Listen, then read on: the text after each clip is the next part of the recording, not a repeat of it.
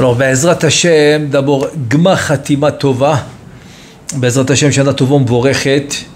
Alors là, on est en plein Aseret Yemei Teshuvah, les 10 jours de pénitence. Quelques jours avant Kippour. Donc là, le grand sujet qui doit nous préoccuper et qui doit nous occuper, c'est la Teshuvah. Comme son nom l'indique, les 10 jours de pénitence. Les 10 jours de pénitence, c'est les Aseret Yemei Teshuvah. C'est la grande Teshuvah qu'on doit faire.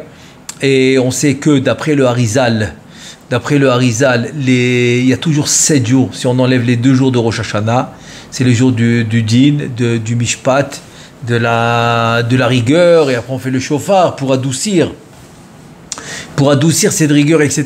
Et après il y a le grand jour du pardon, qui est le 10e jour, c'est Kippour. Mais au milieu, tu enlèves les 2 jours de Rosh Hashanah et le jour de Kippour, il reste 7.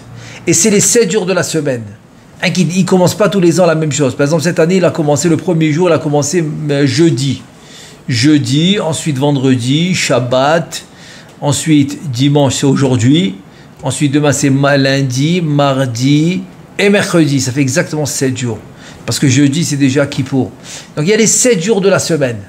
Peu importe, c'est pas important comment il commence. Mais il y a les 7 jours de la semaine. Il vient le Harizal et te dit, écoute bien, ces 7 jours de la semaine, dans les Aseret Yemei Teshuvah, ils peuvent effacer, ils peuvent réparer tous les 7 jours de la semaine de ta vie. De ta vie. Il y en a qui disent que l'année. Non, le Harizal dit ça peut être toute ta vie. C'est-à-dire par exemple aujourd'hui, tous les dimanches de ta vie. Hier, tous les Shabbatot de ta vie. Le premier c'était jeudi, donc tous les jeudis de ta vie, tous les vendredis, tous les Shabbats. Aujourd'hui, tous les dimanches. Demain, c'est tous les lundis. Ensuite, tous les mardis, tous les mercredis. C'est quoi cette force? C'est quoi cette force de la tchouva? Ok, cette force de la tchouva qui est si grandiose, qu'elle peut maintenant effacer toutes les fautes. Alors par exemple, quand on était à la yeshiva, alors les mashgichim, ils nous disaient, il faut bien finir l'année, voilà. Akol oler hararitum, tu comprends? C'est connu ça. C'est connu dans les yeshivot. Quand tu vas là-bas, ils te disent finis bien l'année parce que tout va d'après la fin. Si tu finis bien l'année, alors la fin elle est bonne, tout est bien. Mais après, quand bon Hachem, on a découvert le Harizal, on a vu que c'était pas exactement ça. Le Harizal, il dit pas c'est la fin de l'année qui te répare tout. C'est les Aseret Yemei Teshuvah. Mais est-ce qu'on peut réunir les deux? La réponse c'est oui. Bien sûr qu'on peut réunir les deux. Pourquoi on peut réunir les deux? Alors c'est exactement là que je veux commencer d'abord par une Gemara. La Gemara dans Souka. La Gemara dans Souka, dans la page 52, elle nous dit comme ça. Les Atid, il vient maintenant dans le futur, c'est-à-dire après quand Be'ezrat Hashem va se dévoiler le Mashiach, Beth Amikdash, etc. Les Atid lavo mevi Akadosh Baruch Hu, et dit la Gemara, il amène le Yetzer Hara, veshochato bifnei atzadikim. Il égorge le Yetzer Hara devant les tzadikim, ou bifnei reshaim. Ça veut dire que les reshaim et les tzadikim ils sont réunis. C'est l'Atid lavo, c'est dans le futur, Be'ezrat Hashem, quand on aura la Géoula, la rédemption finale. Akadosh Baruch Hu, il amène le Yetzer Hara, il l'égorge devant les tzadikim et devant les reshaim. La Gemara dit tzadikim nidme lahem ke'ar gavoa. Les tzadikim, quand finalement ils rencontrent face à face, ils rencontrent le Yetzer Hara, ils ont l'impression d'être une montagne. Il est une montagne ce Yetzer Hara. C'était énorme. C'est-à-dire ce qu'ils ont pu toute leur vie combattre et surmonter. Toutes les épreuves qu'ils ont surmontées, c'est énorme, c'est comme une montagne. Et les Reshaim, nidme lahem kechut ha'se'ara. Les Reshaim, qu'est-ce qu'ils voient? Comme une épaisseur d'un cheveu. C'était rien du tout. Tout ce qu'il fallait qu'ils fassent, c'est dépasser l'épaisseur d'un cheveu. C'est rien du tout. C'est ce qu'ils voient les deux. Donc, la Gemara continue, elle dit halalu bochin ve'halalu bochin. Ça veut dire que quoi? Ça veut dire que les tzadikim y pleurent, les Reshaim y pleurent. Et la Gemara dit les tzadikim y pleurent, ils disent comment on a pu conquérir une montagne si haute? Alors ça les fait pleurer. C'est des pleurs de joie. C'est des pleurs de joie qu'on a réussi à monter tout ça.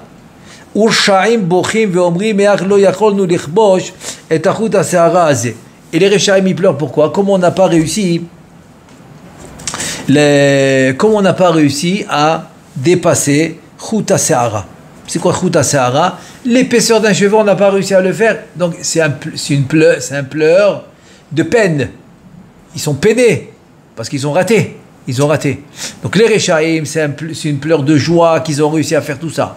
Alors que les Rechaïm, c'est le contraire, c'est une pleure de peine qu'ils n'ont pas réussi à dépasser et à surmonter l'épaisseur d'un cheveu. Comment c'est possible? Et voilà, donc ça c'est la Gemara. Alors la question elle est flagrante. Comment c'est possible? Comment maintenant le tzaddik, il voit le Yetzer Hara comme une montagne énorme. Et le Racha, il le voit comme l'épaisseur de son cheveu. Quand Akadosh Baruch Hu, il va égorger le Yetzer Hara. Alors, avant de répondre vraiment à la question, et comme Baruch Hashem, c'est Yom Kippourim qui s'approche à grands pas, dans 3 jours. Dans 3 jours, Yom Kippourim, qui va réparer finalement toutes les fautes, c'est le grand pardon. Et finalement, cette réparation-là, c'est grâce à la tchouva, évidemment. C'est-à-dire que maintenant, c'est vrai, Itsumo Shel Yom Mechaper, comme dit la Gemara, que le jour de Yom Kippourim, il va être Mechaper, il va effacer les fautes. Mais ça, c'est à condition que l'homme il fait tchouva. Surtout quand c'est Ben Adam, la Chavero. Quand maintenant il a un problème avec son prochain, ou c'est Chas V'Shalom, il lui doit de l'argent, etc. Donc s'il ne fait pas tchouva, il ne lui rend pas, Yom Kippourim ne peut rien faire. Yom Kippourim, il ne peut rien faire pour toi. Tu dois absolument les faillesses. Tu dois aller chez son copain, lui parler, lui demander pardon, etc. Et de s'entendre avec lui. Parce que le Yom Kippourim ne peut pas régler les problèmes entre les humains. Il peut régler les problèmes avec Akadosh Baruch Hu. Très bien. Et une des choses qui accompagne le pardon, c'est les Issourim. C'est les Issourim. Ça veut dire que quoi? Ça veut dire que l'homme maintenant il accepte les Issourim be'ahava, avec amour, ok? Dès qu'il les accepte avec amour, eh ben il va réussir à effacer les fautes. Voilà, ça c'est une des choses. Et maintenant les Issourim, ça peut pas être c'est pas obligé d'être des grandes choses. C'est quand que les Issourim sont très grands. C'est qu'on regarde pas, hein, c'est qu'on n'arrive pas à recevoir le message. Je donne un exemple. La Gemara, elle donne un exemple. L'homme, il met la main dans sa poche. Il sort 10 shekels. Mais en fait, il voulait donner 5 shekels aux pauvres. Et par erreur, il a sorti une pièce de 10 shekels. Qu'est-ce qu'il fait? Il remet la main dans la poche pour sortir le 5 shekels. Il remet le 10 shekels. Il sort le 5 shekels. Il dit ça peut être des Issourim. Mais si tu l'as accepté et tu le prends be'ahava, tu as compris le message. Mais tant que l'homme ne comprend pas le message, c'est là que les Issourim vont en grandissant. Ils vont de plus en pire. Pourquoi? En fait, c'est pas parce que Chas V'Shalom, Akadosh Baruch Hu, il veut nuire à la vie de l'homme. Pas du tout. Il veut le réveiller. Et comme il veut le réveiller, donc il augmente maintenant, on va dire, la tension. Il augmente le niveau. Le niveau de Issourim, il augmente justement pour... Donc c'est un réveil. Et là, Shlomo HaMelech, il dit un truc incroyable dans le chapitre 3, dans le Pasuk 12. Shlomo HaMelech, il dit comme ça. Il dit que Akadosh Baruch Hu, il envoie des Issourim mitoch ahava pour qu'aider les karev, pour nous rapprocher en lui. Et là, c'est écrit qui est asher yehav Hashem yochiach. Qu'est-ce qu'il dit Shlomo HaMelech? Il dit celui que Hachem il aime, alors qu'est-ce qu'il fait à Kadosh Baruch Hu? Il l'éprouve. Il lui fait des remontrances. Donc les remontrances que l'homme nous fait, et ça nous chatouille, ça nous dérange, ça nous embête, etc. En fait, c'est juste pour se rapprocher de nous. Toujours rapprocher de nous. Des fois aussi, un ami va nous appeler, on pense qu'il nous embête, parce qu'on est occupé. Ou je sais pas, maintenant quelqu'un il rentre à la maison, son épouse elle va lui parler, il dit elle m'embête. Pourquoi? Parce qu'il est occupé. Mais en fait non, c'est parce qu'en fait la personne veut se rapprocher de lui, veut son bien, veut essayer de ce rapprochement, nous on le voit comme quelque chose qui nous embête. Et bien Kadosh Baruch Hu dit pas du tout. Il dit Shlomo HaMelech qui est Asher Yehav Hashem Yochiach. C'est parce qu'il t'aime qu'il t'emmène les Issourim. Et il dit Kol she'Akadosh Baruch Hu mechafetz bo, parce que tout celui qu'Akadosh Baruch Hu il le veut, c'est-à-dire il est intéressé par lui. Qu'est-ce que Medakeo Beisourim? Donc il lui amène des Isourim. C'est-à-dire que les Isourim, encore une fois, c'est pas obligé d'être des Isourim très durs. Pas du tout. Pas du tout. C'est à nous de les prendre à chaque instant, aussi petits qu'ils sont, comme mettre la main dans la poche. Ça s'appelle un Isourim. Comme rencontrer quelqu'un et il nous a pas dit bonjour. C'est des Isourim. Si on l'accepte comme des Isourim, on n'a pas besoin de plus grand. On n'a pas besoin de plus. Si maintenant on l'a vu ça déjà comme un Isourim, donc voilà, on peut se repentir. On peut faire tchouva. C'est-à-dire qu'il a l'habitude, c'est pas moi. Moi je donne des exemples simples. Si la Gemara a donné des exemples d'argent, moi je veux dire par exemple quelqu'un maintenant, voilà, il va se préparer un café ou un thé dans l'endroit et il n'y a pas de verre. Alors bon, c'est des Isourim. Ou il doit aller maintenant acheter des verres, ou il doit chercher des verres. Tout ça c'est des Isourim. Si l'homme il le prend comme des Isourim, Be'ahava, donc ça va lui réduire les Isourim plus grands parce qu'il a compris le message. Donc en fait c'est un message que Hachem il veut passer. Comme ça on va venir à répondre qu'on a la grande question qu'on a posée. Donc ce message il faudrait qu'il soit capté. Je donne un exemple. Il y a le Midrash qui dit qu'il y a la Bat-Kol qui sort de Hachorev. Il y a écrit Shuvu banim shovavim, repentissez-vous mes enfants, qu'est-ce que vous faites, etc. Alors maintenant, Baal Shem Tov il pose la question, il dit mais est-ce que tu l'écoutes cette voix? Si quelqu'un il te dit, tu sais, je l'écoute la voix, Miskin, il a un problème, quoi. Il faut l'envoyer dans un asile de fous. Personne n'écoute cette voix. Alors c'est quoi le but de cette voix? Le but de la voix que Hachem il prononce, c'est la conséquence. C'est quoi la conséquence? C'est les Hirurei Tchouva. C'est les Hirurei Tchouva. C'est quoi les Hirurei Tchouva? Hirurei Tchouva, je vais vous dire. Hirurei Tchouva, c'est quoi? C'est quand l'homme il va se réveiller, il aura on va dire, il va se réveiller dans la tchouva. Ça s'appelle Hirurei Tchouva. C'est un hirur. Un hirur, c'est son cœur qui va se réveiller à ça. Ça s'appelle Hirurei Tchouva.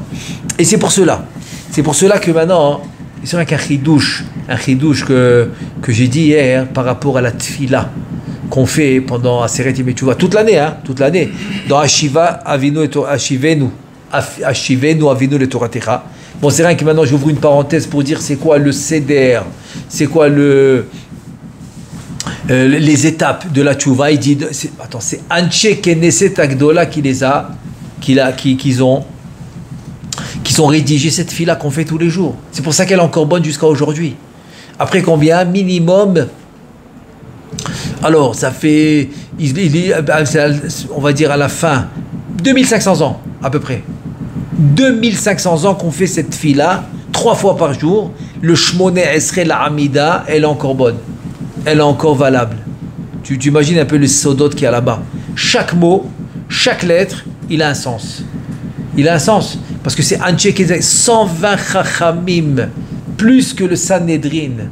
Le Sanhedrin Gedola, ils étaient 71. 120 chachamim ont rédigé cette fila. Ok, donc cette fila, chaque lettre est importante. Et quand tu arrives dans la beracha de la teshuva, qu'est-ce que tu vois là-bas? Tu vois le seder, tu vois l'ordre de la teshuva, c'est quoi? Ashivenu avinu letoratecha, ramenu atat Torah. C'est-à-dire que la première étape de la teshuva, c'est quoi? C'est l'étude de la Torah. Vekarevenu malkenu l'avodatecha. C'est quoi avodatecha? C'est quoi avoda chez Balev? C'est la tefila. Première étape de la teshuva, Anche Knakdola, ils disent Ashivenu avinu letoratecha, c'est l'étude de la Torah. Deuxième étape de la tchouva, c'est la tefila. Vekarevenu malkenu l'avodatecha, c'est la tefila. Veachazirenu bitchouva shelema lefanecha, c'est la troisième étape, qu'on fasse teshuva. Donc la teshuva peut venir après qu'on étudie la Torah, et après la tefila, on peut demander la tchouva. On peut demander de faire tchouva. Très bien. Ça c'est rien qu'une parenthèse que j'ai fait. Mais pourquoi je ramène ça maintenant? Parce qu'il y a le Yiratzon qu'on fait dans cette bracha. Et le Yiratzon, il dit comme ça. C'est quoi ces mots que le Harizal, c'est du Harizal cette fila? C'est quoi cette hatira? Creuser, qu'est-ce que tu vas creuser? Et où tu vas le creuser? En dessous de ton trône céleste, de ta chaise. Bon, après on sait que le yichud c'est le chesed avec la bina. Il y a deux, c'est pour ça qu'il y a deux havayot.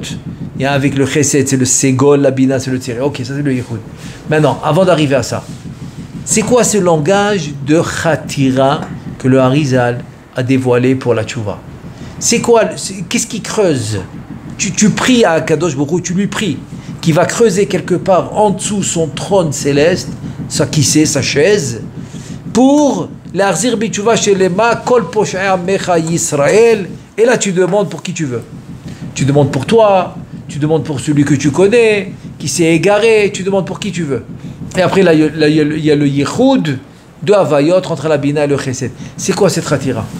Qu'est-ce qui creuse quoi? Alors en fait c'est comme ça. C'est que quand l'homme, et là maintenant on va commencer à toucher un peu la réponse du fil, ce fil qui s'appelle Chouta Se'ara, les Rechaim, et la montagne des Tzadikim, c'est quoi? C'est en fait, on prie à Kadosh Baruch Hu comme ça. Quand l'homme il fait des Averot, ça s'appelle Timtum Alev, il se durcit le cœur.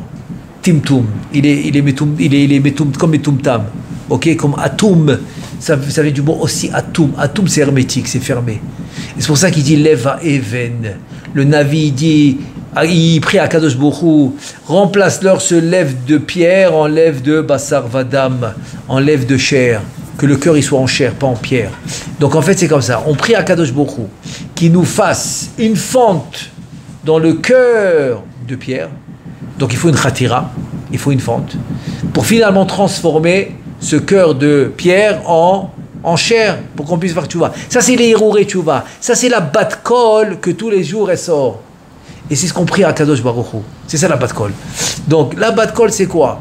C'est en fait, c'est cette étincelle qui va servir à faire une khatira, à trouer kaviachol, c'est un passage, c'est se frayer un passage pour finalement arriver au cœur de l'homme pour qu'il fasse tchouva. Donc la conséquence de cette voie céleste, de cette bat kol, c'est quoi la conséquence? C'est la khatira. C'est quoi Kadosh Baruch Hu, il va donner le Hirouré tchouva en frayant un chemin, en se frayant un chemin dans le cœur de l'homme. C'est-à-dire que quoi? Que le cœur de l'homme. Maintenant, quand par exemple tu viens maintenant devant un obstacle, ok, et que tu veux franchir l'obstacle, en fait l'effort que toi tu dois mettre c'est quoi? C'est l'épaisseur d'un cheveu. Ok. Maintenant quand tu as mis cette épaisseur d'un cheveu, tu as mis l'effort, très bien. Après le lendemain tu as encore un autre. C'est-à-dire que la montagne finalement c'est l'accumulation et c'est la répétition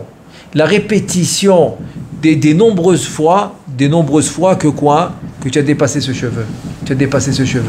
Donc ça a formé une montagne. Et les Rechaim, c'est quoi? On n'a jamais franchi la première étape. Cette première étape qui est l'épaisseur d'un cheveu, on ne l'a jamais franchise. Puisqu'on ne l'a jamais franchie, alors ils sont en train de pleurer, ils ont tout raté. Alors que les tzadikim, après qu'ils l'ont franchi, ne se sont pas arrêtés là. Ils ont continué à la franchir. Mais si tu l'as franchie à temps, à chaque étape, c'est quoi? À chaque étape, c'est l'épaisseur d'un cheveu. C'est pas plus que ça. Donc c'est à toi de continuer. Et après, qu'est-ce qui arrive? Il dit Shlomo Ameler, si tu as reçu les Isurim Be'ahava, tu es rentré dans la Emouna, que c'est Hachem qui emmène tout. C'est vrai ou pas? Donc elle vient la Gemara dans Yoma, dans la page 23a. Elle dit comme ça. Ane elavim ve'enam olvim. Tu as la Emouna? Donc quand quelqu'un maintenant il t'a fait honte, ok? Oh, tu t'appelles Naëlav, tu t'es vexé. Mais toi tu le vexes pas. Première étape. Ça c'est le premier cheveu que tu as franchi. Deuxième, Smechim be'isurim. Tu es content, tu es heureux des isurim. Comme j'ai expliqué, c'est pas obligé d'être des isurim durs. Et si c'est des isurim durs, c'est des calculs, ça s'appelle cheshbonot shamaim. C'est des calculs shamaim que tu dois passer et tu dois les accepter. Plus tu les acceptes et plus tu franchis les étapes. Et c'est ça qui devient à la fin une montagne. C'est quoi le résultat de tout ça si tu as fait ça? Si maintenant quelqu'un t'a fait honte, mais toi tu le fais pas honte. Quelqu'un t'a vexé, tu le vexes pas toi. Tu prends les isurim be'ahava, be'simcha. C'est quoi la conséquence? Ve'ohavav ketzet hashemesh bigvurato. Alors ve'ohavav, c'est-à-dire ceux qui sont bien aimés d'Akadosh Baruch Hu, ils vont sortir comme le soleil dans sa splendeur, dans sa gvura, dans sa force. Donc le soleil dans sa force, c'est shemesh bigvurato, dans sa force. Maintenant la question elle se pose, pourquoi tu parles du soleil? Pourquoi tu ne parles pas de la lune? Pourquoi tu as choisi le soleil? Alors tout le monde sait que le 4e jour de la création, ok, c'est le Yom Revi, le 4e jour, on sait que la lune elle s'est plate. Elle dit Shne Melachim, Yefshar Shne Melachim, Ken, que 2 Melachim ils ont la même couronne, c'est pas possible. La lune elle s'est plate, Akadosh Baruch Hu il l'a réduite. C'est-à-dire que le soleil c'est pas plat. Donc quand l'homme il se plaint pas, il devient comme le soleil dans sa splendeur et dans sa force. C'est-à-dire que tu peux sortir maintenant confronter la société avec force et illuminer. Tu vas être illuminé et illuminer ton entourage et aussi avec force, c'est-à-dire que tu n'auras peur de rien du tout parce que tu ne te plains pas. C'est-à-dire que la Emouna va te renforcer, c'est ça qui devient une montagne. C'est ça qui devient une montagne. Tu as franchi à chaque fois ces épaisseurs de cheveux, à la fin tu deviens toi une montagne. Vous comprenez c'est quoi l'idée? L'idée de la montagne, c'est que toi tu deviens une montagne. C'est quoi la montagne? La montagne, elle va servir la population, elle va servir l'humanité. Tu as envie maintenant de faire du ski, tu vas monter à la montagne.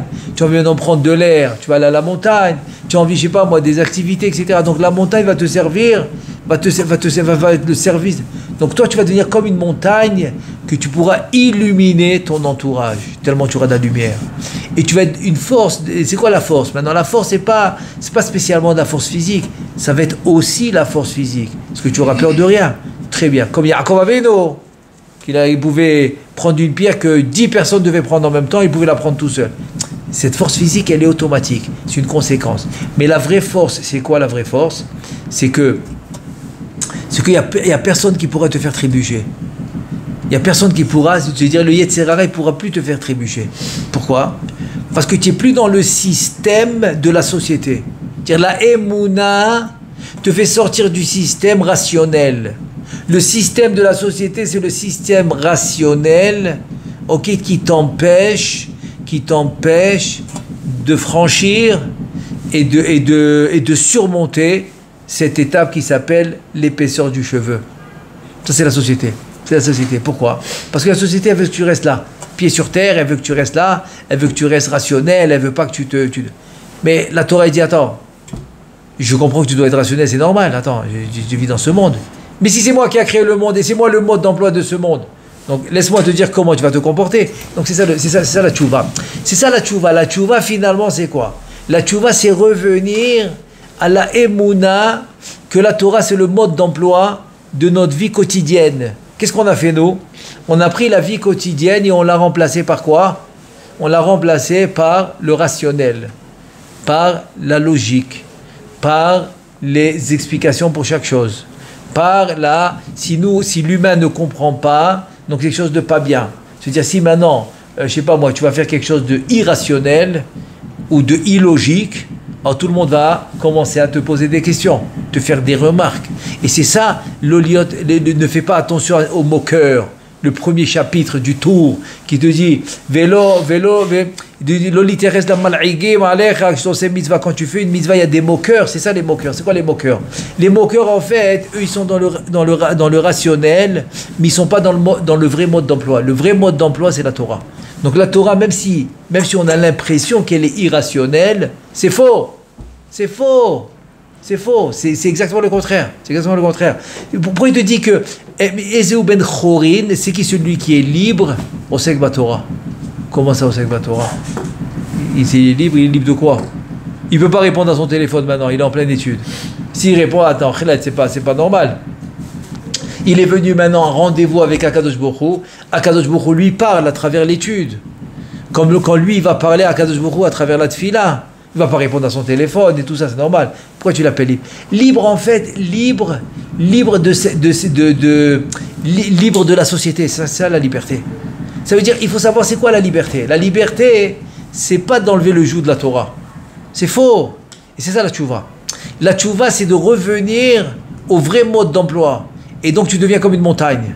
Et sur ça, les tzadikim, ils pleurent de joie. Ils disent, waouh, Kadosh Baruch Hu, regarde ce qu'il m'a fait. Il m'a fait des protections incroyables. Je suis venu la grandeur, la force d'une montagne. J'étais fort comme une montagne. J'ai grimpé une montagne. Et c'est quoi grimper une montagne? Alors, Bessiata Dishmaya, moi je pense grimper une montagne, c'est le machal que le Ramchal dans Messilat Yesharim il donne. Il dit, écoute, tu vis dans un labyrinthe. Tu es dans un labyrinthe, ce monde c'est un labyrinthe. Alors, automatiquement, quand l'homme il est dans le labyrinthe, qu'est-ce qu'il fait? Il lève les yeux en haut, il trouve quelqu'un qui est au-dessus de ce labyrinthe, qui est au 4e, 5e, 6e étage en haut, et il voit toutes les sorties du labyrinthe. Il lève les yeux et lui dit, dis-moi, quel chemin je dois prendre? Il lui dit, écoute-moi, je vais te dire le chemin à prendre, comme ça tu sors du labyrinthe. S'il a écouté, il sort. S'il n'écoute pas, eh ben il va rester là-bas.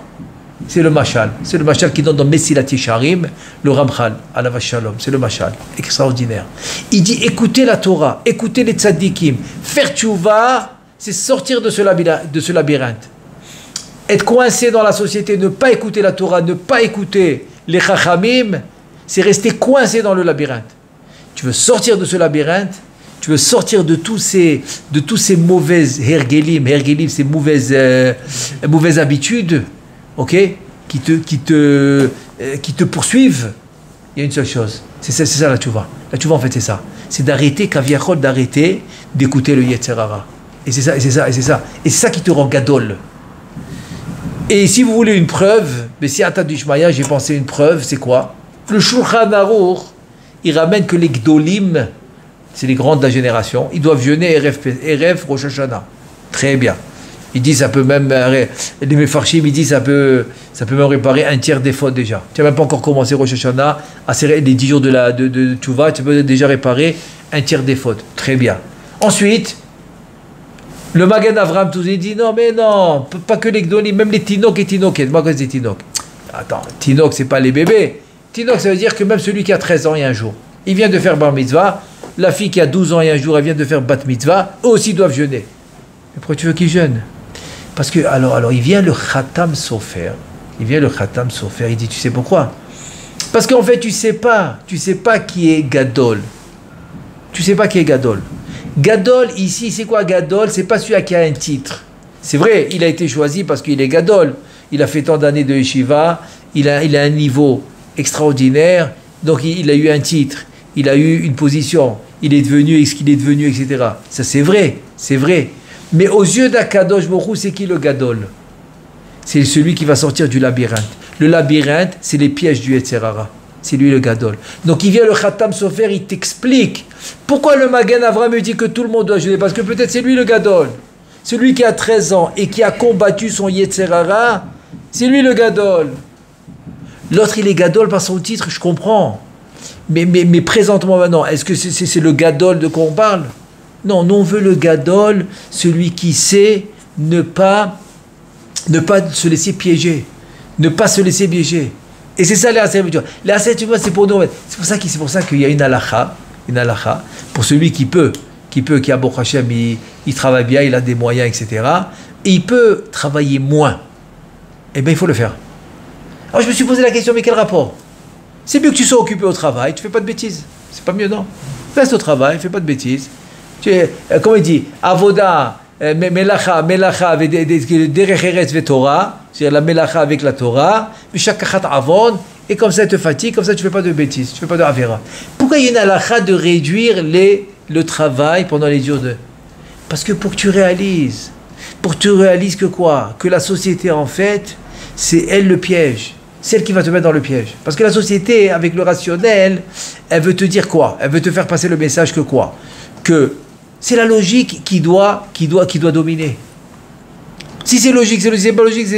Toi, tu lui dis, mais pas du tout. Parce que ta logique, elle peut être le mauvais par rapport à la Torah.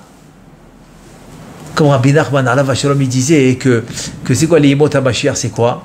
C'est que le fou, il va être considéré l'homme normal, et l'homme normal va être considéré le fou.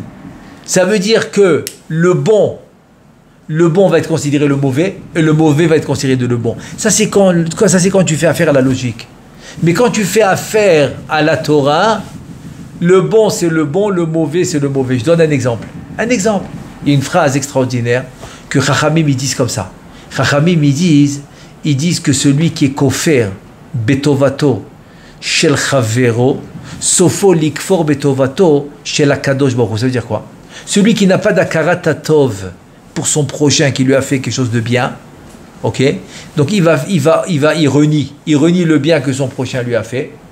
Donc il va finir par renier le bien que Akadosh Baruch Hu lui a fait. Alors, c'est quoi le rapport? Il y a une logique? Il n'y a pas de logique. Je peux renier le bien que l'autre il m'a fait, alors qu'Akadosh Baruch Hu, non. C'est pas une logique, ça. En fait, c'est vrai, c'est pas une logique, mais c'est une totsa'a, c'est une conséquence. Pourquoi c'est une conséquence? Parce qu'en fait, la Torah, elle te dit, écoute, la mida, elle doit rester réveillée. La mida, elle doit rester entière. Si tu as Akarat Tatov, il n'y a plus de distinction. J'ai Akarat Tatov pour lui et pas pour lui. Il dit, ça ne marche plus. Ça, c'est la société. La société, elle vient, elle t'embrouille. Elle t'embrouille dans les concepts de Torah. Elle t'embrouille. Elle te dit, oui, tu peux détester celui-là, mais tu peux aimer celui-là. Elle t'embrouille. Elle vient, la Torah, elle dit, c'est impossible. Si tu as utilisé ce qui s'appelle la karatatov, la reconnaissance, tu l'as utilisé contre quelqu'un, donc elle a une faille, ça y est. Elle ne peut plus être entière pour quelqu'un d'autre. Fini. Si tu as une reconnaissance, ça doit être pareil pour tout le monde. Tu ne dois pas abîmer cette mida qui s'appelle reconnaissance. Si par exemple tu as l'amour, donc tu dois l'avoir pour tout le monde. Tu dois l'avoir pour tout le monde. C'est pour ça que là quoi, on doit avoir avatrinam. Pourquoi avatrinam? Comment c'est possible avatrinam? Comment tu peux aimer tout le monde? Parce que si tu n'as pas endommagé cette mida qui s'appelle l'amour, alors tu l'as pour tout le monde. La société, elle te dit non, tu peux. C'est ça l'erreur. C'est ça le piège. C'est ça le piège. Et j'ai envie de donner un exemple, une vraie histoire qui s'est passée avec le Chazon Ish. Le Chazon Ish à Alav Shalom, il étudiait Shabbat avec un élève. Ok.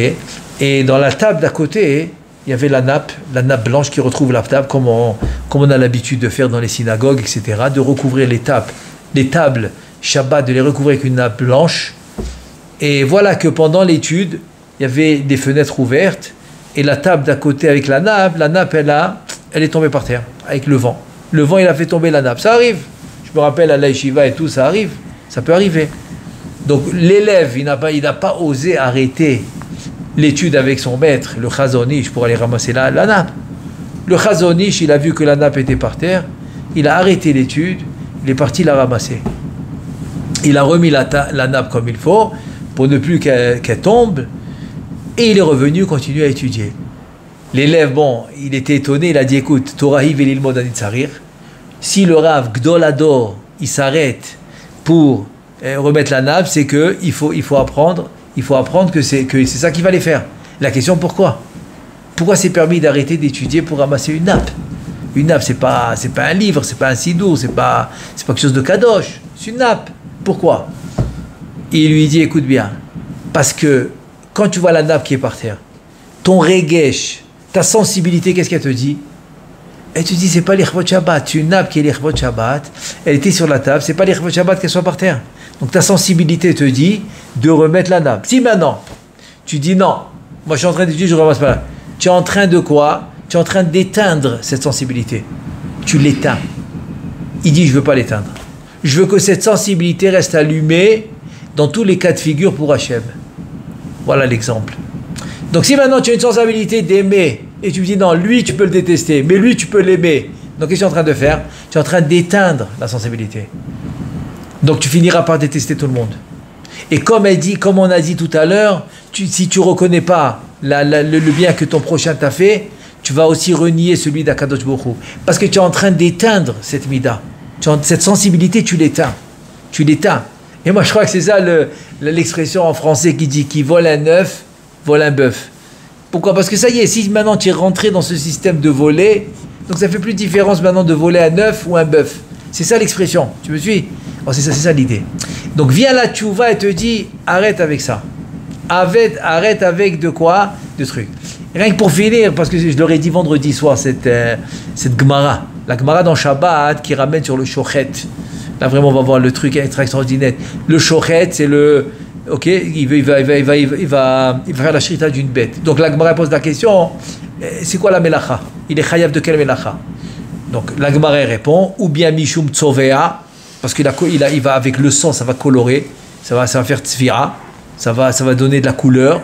Ou bien mishum netilat neshama, il a enlevé la neshama kaviachol, la vie de la bête.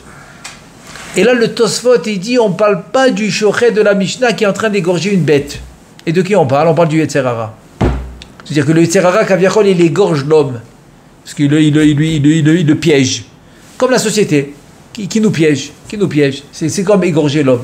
Le faire sortir de la Torah, c'est l'égorger. Très bien. Il vient le Baal Shem Tov, il dit, attends, si c'est ainsi, alors qu'est-ce que tu lui veux? Qu'est-ce que tu lui veux, le Yetzer Hara? Il dit, tu vas maintenant punir le Yetzer Hara. Pourquoi? Parce qu'il a fait son travail. Il répond, le Baal Shem Tov, il dit, non. Si maintenant on va d'après le Tosfot, que quoi? Le Shochet, c'est le Yetzer Hara. Très bien. Si le Shochet, c'est le Yetzer Hara, alors il dit, il est Mishum Tzovea, Netilat Neshama. Le Yetzer Hara, c'est lui de Samer même, c'est lui de Malach HaMavet. Donc Netilat Neshama, c'est quand il a tué la personne. Mais c'est quoi Tzovea? Il dit Baal Shem Tov parce qu'il va te colorier. Il va te colorier les Averot. Les Averot, il va te les rendre mitzvot. C'est ça Mishum Tzovea. Le Yetzer Hara, il est tellement grand, et moi je dis comme ça. Pourquoi, comment il arrive à faire ça? C'est la société. La société, elle est arrivée à nous colorier les Averot en mitzvot. Mais tu fais une mitzvah, mais c'est une Avera, tu fais une mitzvah, c'est une Avera. Non, elle a réussi à te faire ça. Et si vous pensez que c'est nouveau, c'est pas nouveau. C'est pas nouveau. Alors, Bessiata Dishmaya, Chidouche, c'est pas que quoi? Dans la Gemara de Brachot, 28b, Kafret Hamoud Bet, la Gemara raconte là-bas que Rabban Yochanan ben Zakkai, avant de quitter ce monde, il a réuni ses élèves, il a pleuré.